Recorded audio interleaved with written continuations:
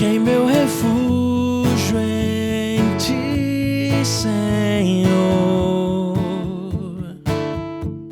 Por Tua justiça me salvou. Que sejas a minha proteção. Tu és minha rocha, salvação,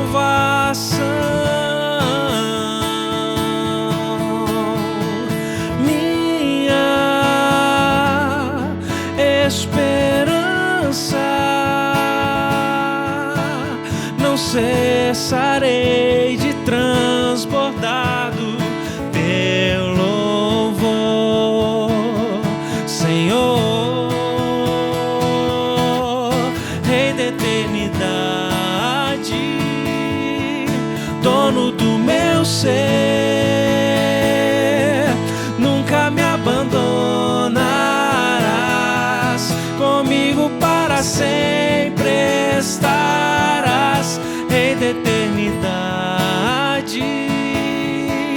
Tens o meu viver, sempre me sustentarás, para todo sempre Tu serás.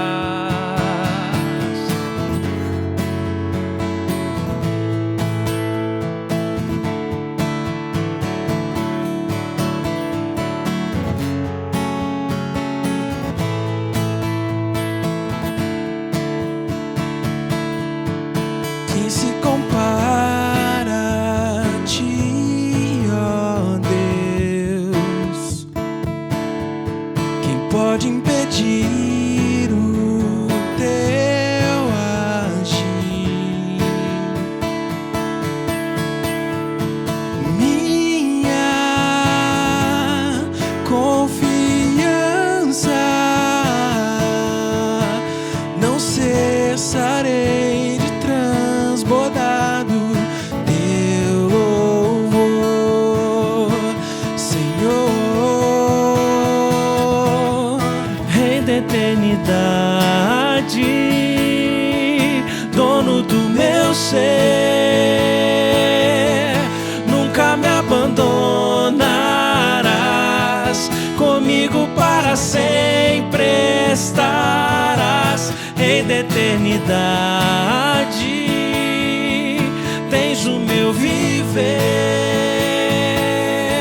sempre me sustentarás, para todo sempre Tu serás o Rei da eternidade, dono do meu ser. Nunca me abandonarás, comigo para sempre estarás, Rei da eternidade. Tens o meu viver,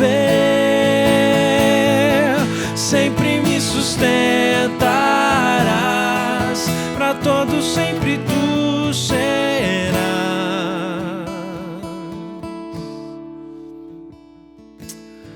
Aleluia, Jesus, nós Te adoramos, Pai, e reconhecemos quem Tu és, Pai. Tu és o único, Tu és aquele que venceu a morte, Tu és aquele que vive para sempre, Jesus.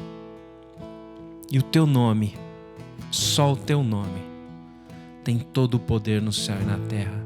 E é esse nome que nós louvamos, o nome precioso e maravilhoso de Jesus Cristo. A Ti a honra, a glória, Pai. Aleluia. Aleluia.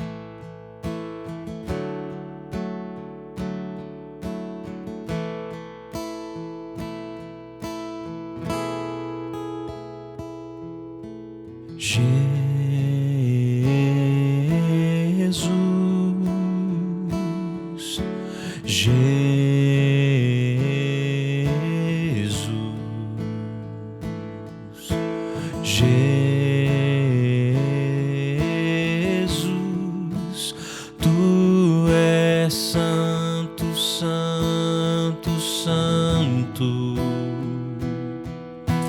Jesus,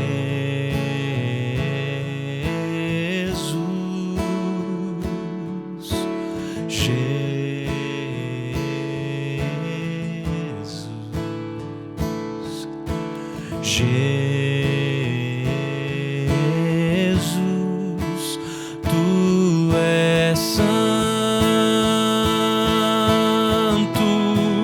a ti rendemos glória, honra, força e todo louvor para sempre, santo,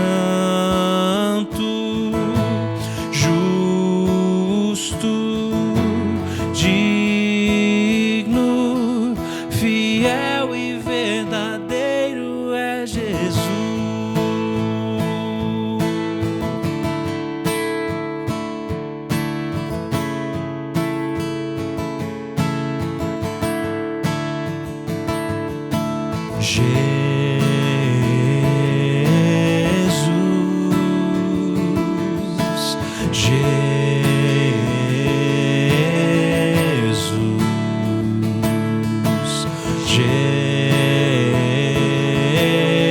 Jesus, tu és santo, santo, santo.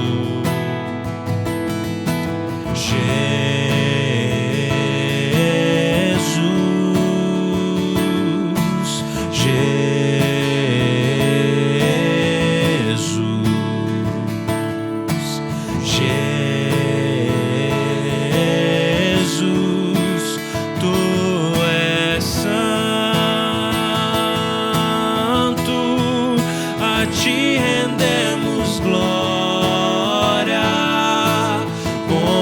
honra, força e todo louvor para sempre, santo, justo, digno, fiel e verdadeiro seja a glória.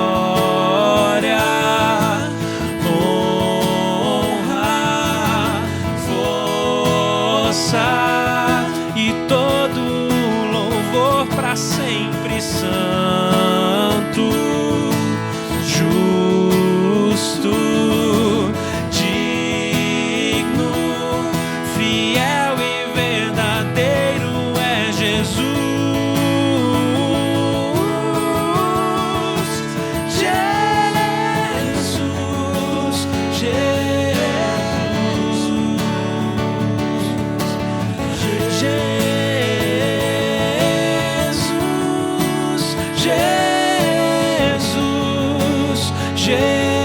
Jesus, a ti rendemos glória, honra, força e todo louvor para sempre, santo, justo, digno, fiel e verdadeiro seja a glória, honra, força e todo louvor para sempre, santo, justo,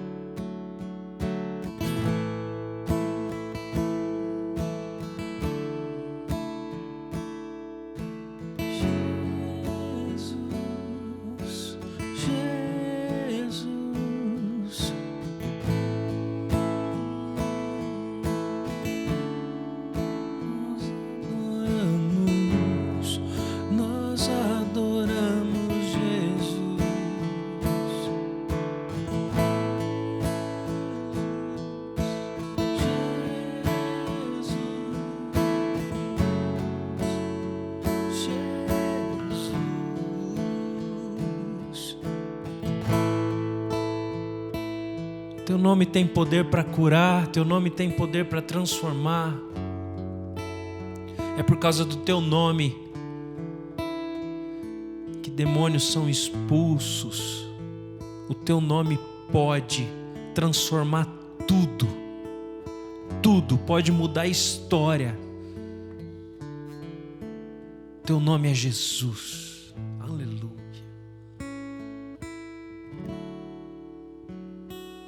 Aleluia. Aleluia.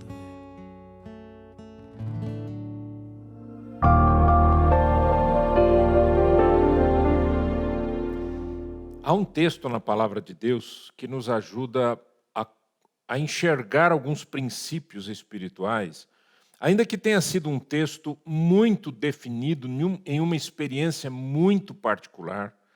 Esse texto traz princípios para a gente que podem nos ajudar a viver uma vida cristã saudável. E é sobre isso que eu quero falar com você. Ezequiel 37. Ezequiel foi um profeta, o chamado profeta do exílio. Ele estava no exílio. Ele foi para a Babilônia, ele foi levado para a Babilônia. Ele estava no meio dos exilados. E algumas palavras que Deus deu para ele, obviamente, tinham muito a ver com aquele momento, com aquele tempo. Mas aquele tempo e aquele momento eram tempos de dificuldades, tempos de dor, tempos de tragédias.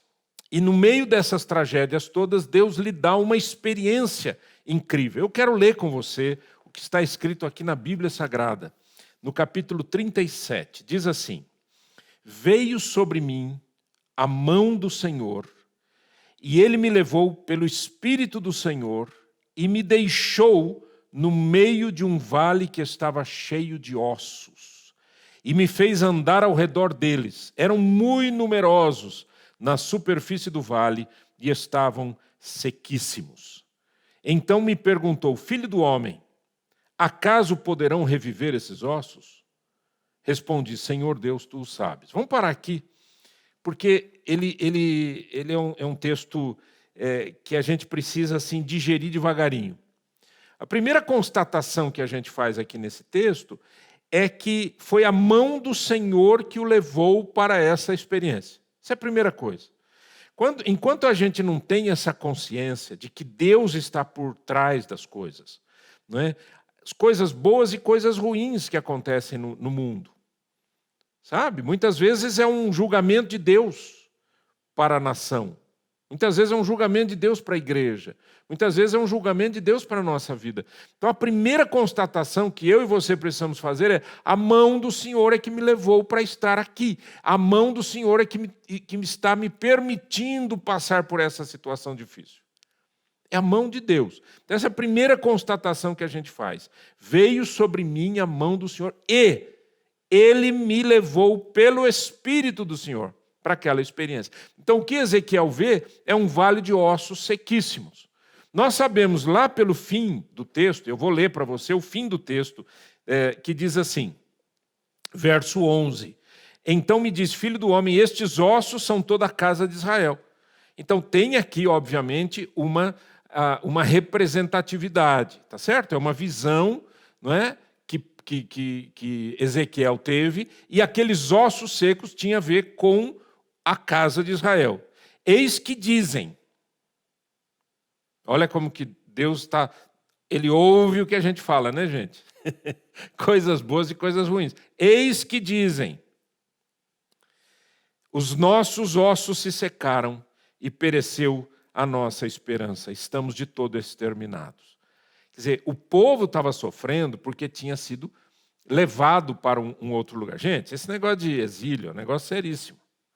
Se a gente pensasse nos dias de hoje, imagina você, a gente mora aqui no Brasil, e por uma força de exército, por uma força militar terrível, violentíssima, sanguinária, a gente fosse levado para um outro país.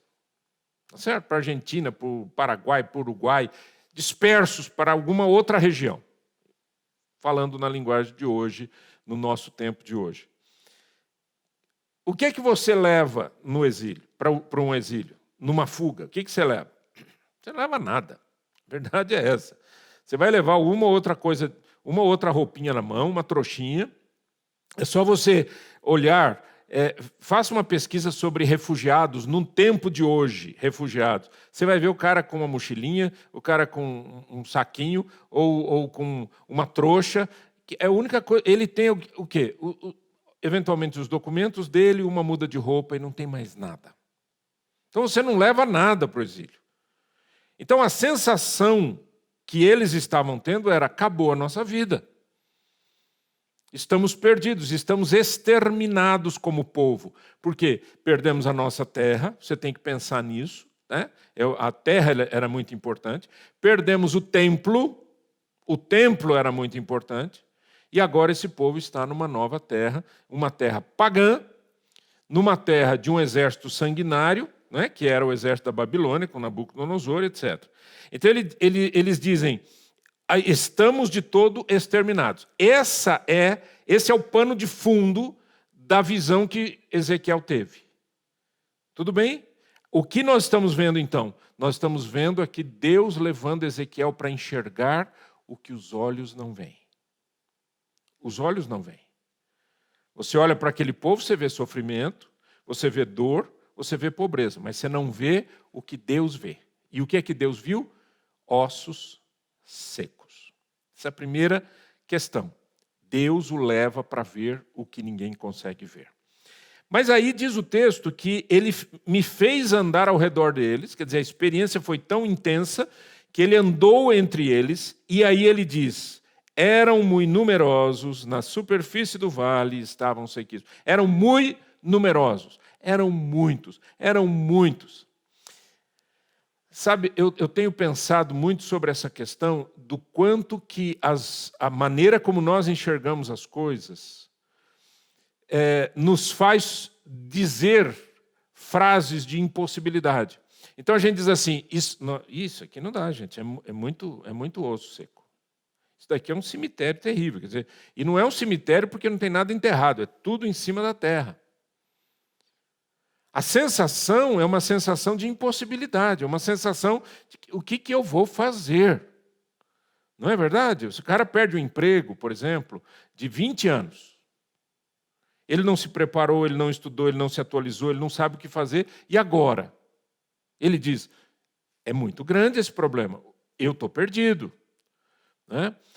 A pessoa tem um casamento, e dali a pouco ele se arrebenta por situações as mais variadas, e a hora que se arrebenta, o que a pessoa pensa? O que aquela mulher pensa? Acabou a minha vida. E agora? O que eu vou fazer com 2 filhos pequenos, 3 filhos pequenos? Como é que eu vou trabalhar isso daí? Como é que eu vou resolver essa situação? E tem família na jogada, e o que meu pai vai pensar, que a minha mãe vai pensar? Não é verdade? A gente vai ampliando as impossibilidades e vai chegando num momento que você diz: acabou. Eu estou de todo exterminado. A sensação é muito ruim. Agora, para o profeta, ele está tendo uma visão, ele está andando no meio daqueles ossos e ele constata que são muitos, não são poucos. E nessa constatação, ele ouve uma voz que diz assim: então me perguntou, filho do homem, acaso poderão reviver esses ossos? Interessante essa pergunta de Deus, né? Uma pergunta fantástica, porque quando ele faz essa pergunta, quando Deus faz essa pergunta, é óbvio que Deus sabe qual é a resposta. Mas ele quer saber o que é que eu penso sobre isso. E Ezequiel foi muito sábio na resposta. Ele disse: Senhor Deus, tu sabes. Ele não disse podem ou não podem, ele disse: tu sabes. Eu acho que é a melhor resposta. Eu vou dizer por quê. Por que é a melhor resposta? Porque eu coloco nas mãos de Deus a direção do futuro. Eu coloco nas mãos de Deus a direção e a solução de qualquer tipo de problema.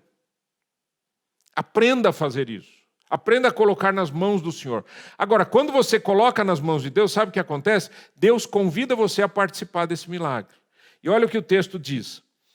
Disse-me ele: profetiza a estes ossos e diz-lhes: ossos secos, ouvi a palavra do Senhor. Assim diz o Senhor Deus a estes ossos: eis que farei entrar o Espírito em vós e vivereis. porei tendões sobre vós, farei crescer carne sobre vós estenderei pele, porei em vós o espírito e vivereis e sabereis que eu sou o Senhor.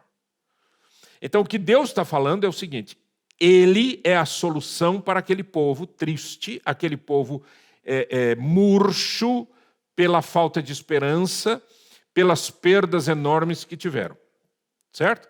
Só que aí ele convida o profeta e diz: profeta, profetiza. Eu e você precisamos aprender sobre isso. Eu não sou o profeta Ezequiel, nem você.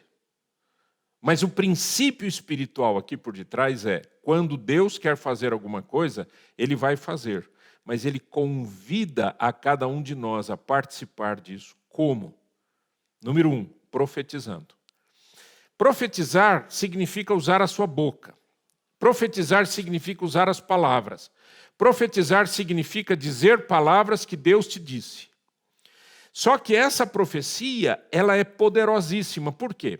Porque as palavras sempre têm poder. As palavras têm poder. Mas não são as palavras dos meus desejos interiores, mas são as palavras recebidas do Senhor. Por isso que é profecia.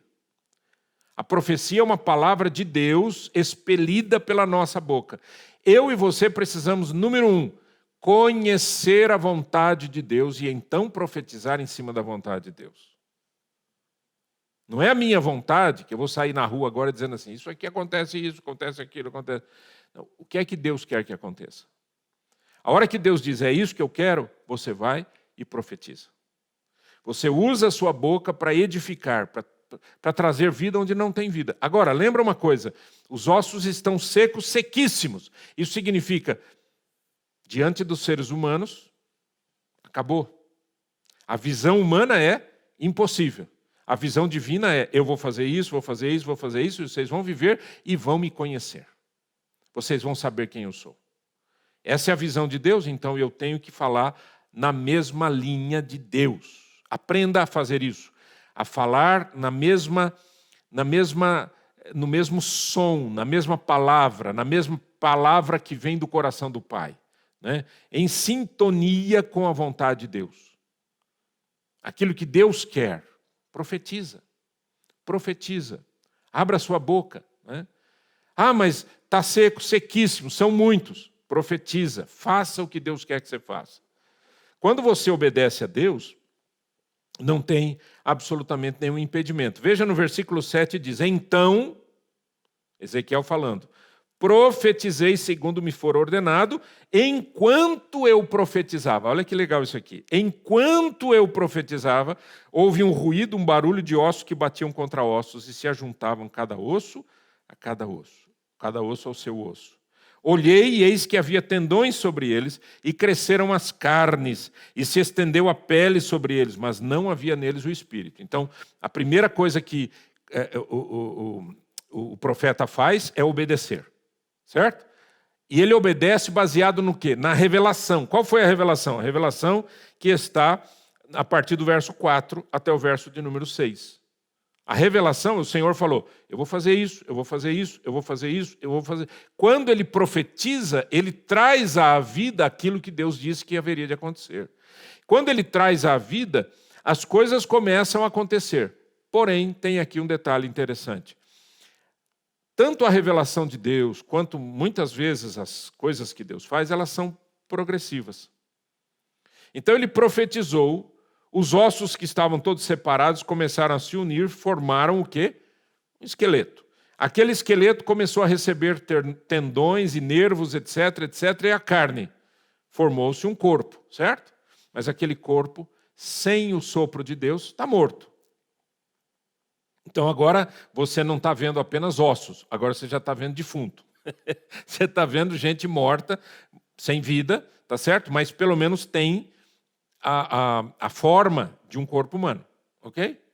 Então aqui também tem um princípio espiritual. Qual é o princípio? Isso daqui remonta para a gente a criação do homem. Lembra?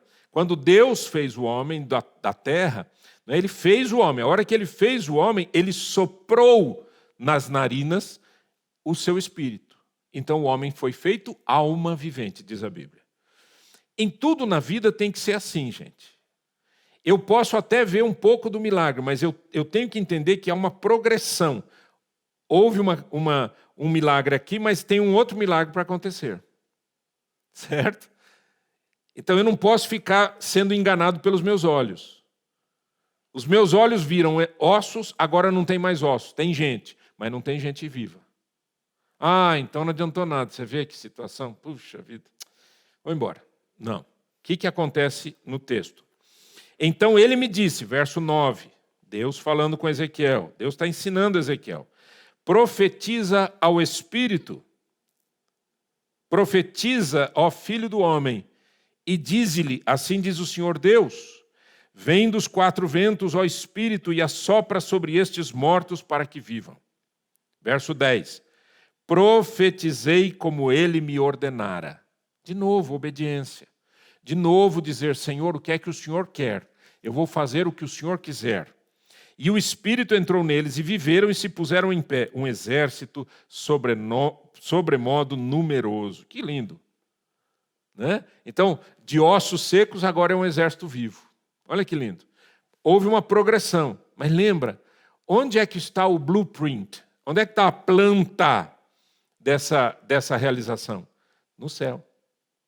Você lembra o tabernáculo? Quando você está lendo o livro de Hebreus, diz a Bíblia que Moisés fez segundo lhe fora mostrado, segundo o que foi estabelecido no céu. A planta foi feita por Deus. Lembra? A planta é feita por Deus. Ai, pastor, sabe o que eu gostaria? Eu queria tanto ler uma planta dessa. Ué, simples. Está aqui, ó. Palavra de Deus para o nosso coração.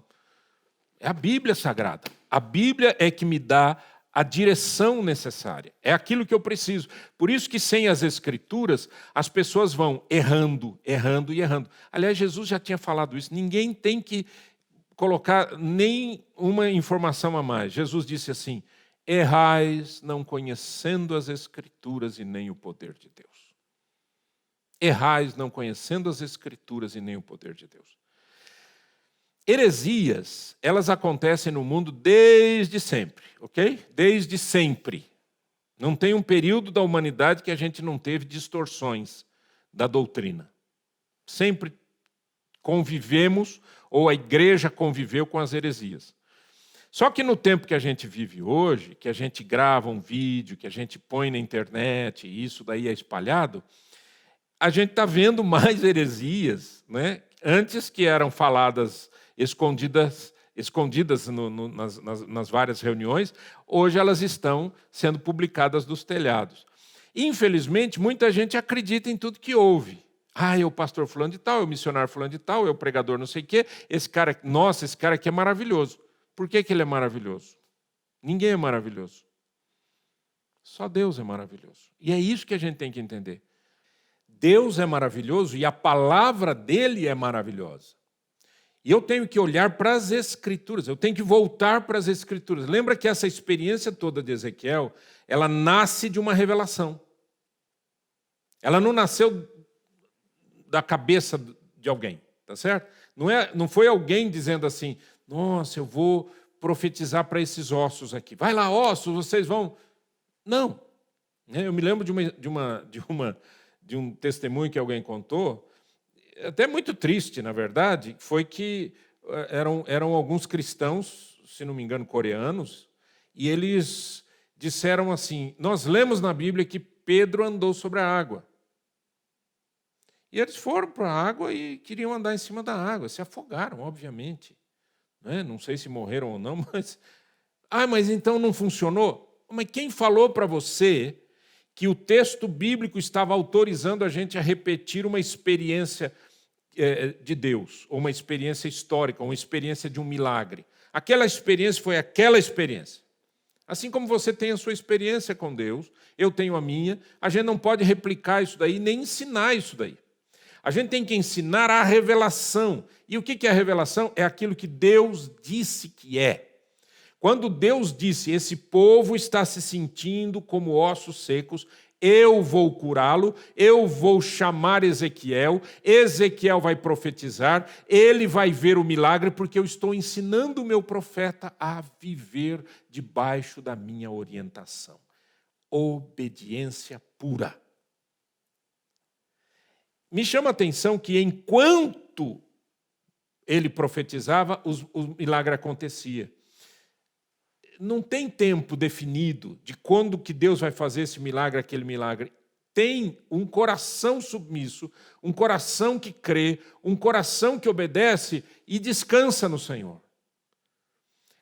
Eu vou esperar o milagre, eu quero ver o milagre. Né? E é obviamente que eu estou falando aqui de questões absolutamente abstratas, no sentido de você tem uma necessidade, eu tenho uma necessidade, o Brasil tem uma necessidade, o mundo tem uma necessidade, mas a gente tem que entender uma coisa.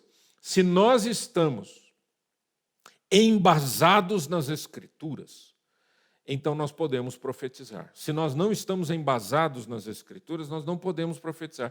Ah, mas é que eu tive uma revelação. Essa revelação está de acordo com as Escrituras? Tudo tem que estar de acordo com as Escrituras. Tudo. Ah, eu tive uma sensação. Legal, bacana, ótimo. Pode ser que Deus esteja falando com você. Então a pergunta é, tem algum princípio da Bíblia que vai ser quebrado por conta dessa sensação, essa revelação, esse sentimento, essa visão que você teve? Cuidado. Nossa, você é contra? Eu não sou contra nada. Eu sou contra a loucura humana de querer dominar as coisas espirituais. Isso é uma loucura humana. Tá certo? Eu imaginando que eu sou o centro do mundo. Tem gente aí, tem pregador por aí, tem igreja por aí que se acha o centro da terra. Nós somos apenas servos. Não é? O próprio apóstolo Paulo, quando ele estava falando dos companheiros dele, ele disse, quem é Paulo? Quem é Apolo? Nós somos apenas servos.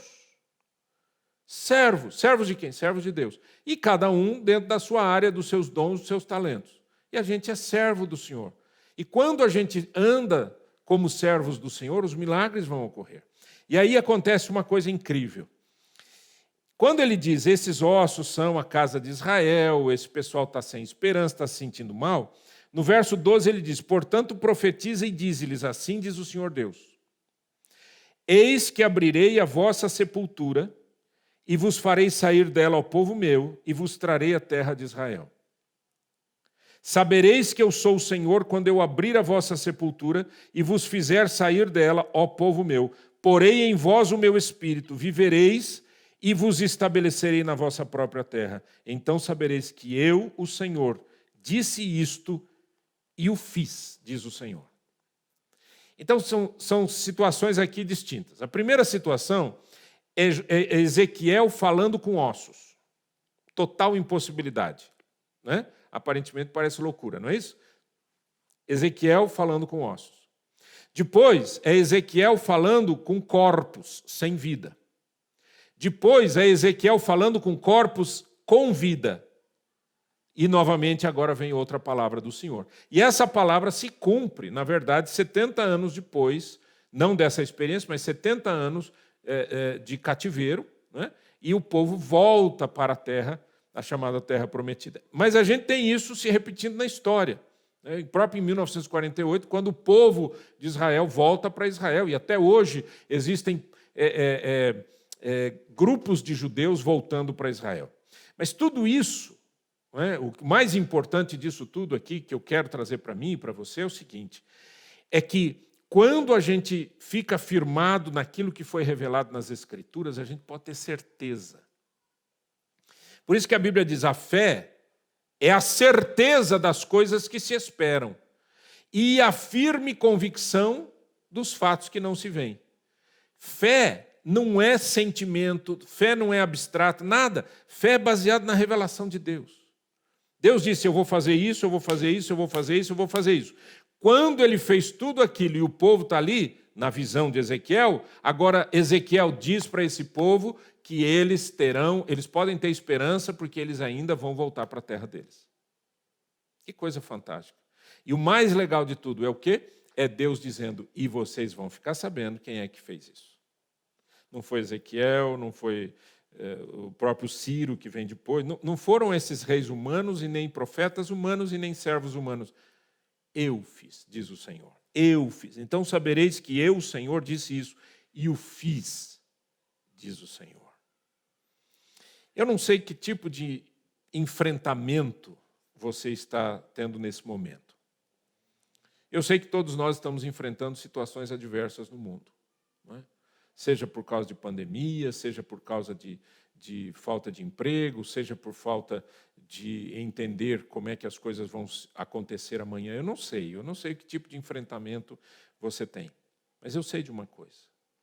Se você buscar em Deus as razões espirituais e a certeza da palavra, você pode profetizar e deve profetizar. Profetiza ao seu trabalho, profetiza à sua família, profetiza saúde para a sua casa, mas profetize baseado naquilo que Deus vai mostrando. E o milagre vai acontecer. Vamos orar. Em nome de Jesus, ó Deus eterno, eu creio que essa palavra ministrada é uma palavra profética para o mundo.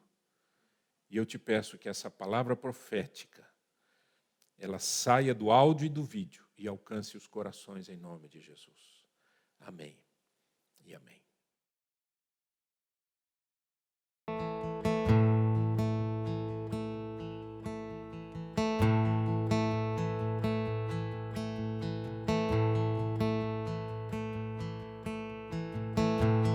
Que as vozes desse mundo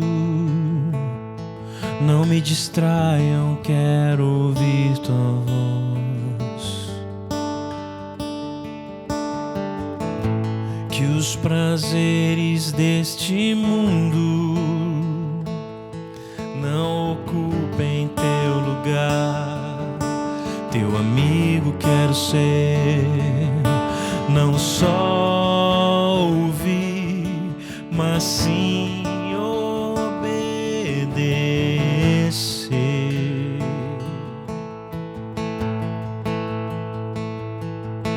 Em amor te entrego tudo, eu contemplo a tua glória, maravilhoso Rei.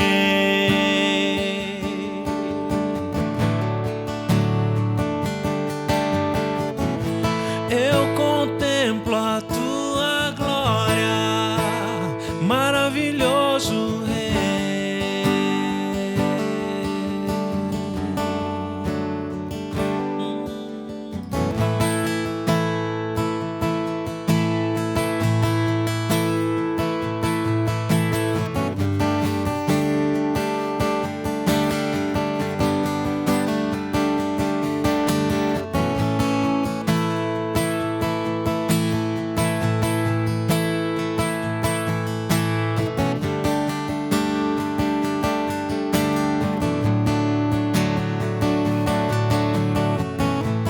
Que as vozes deste mundo não me distraiam, quero ouvir tua voz.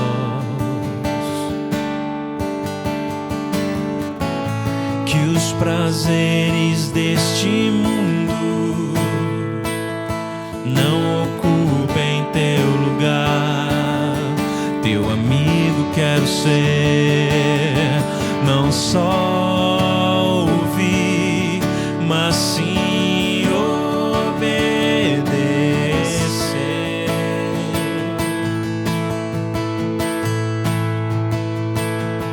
Em amor te entrego tudo, eu contemplo a tua glória, maravilhoso Rei.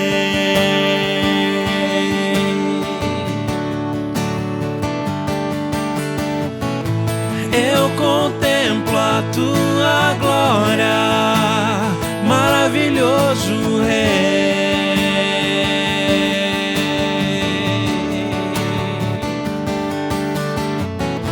Eu contemplo a tua glória, maravilhoso Rei.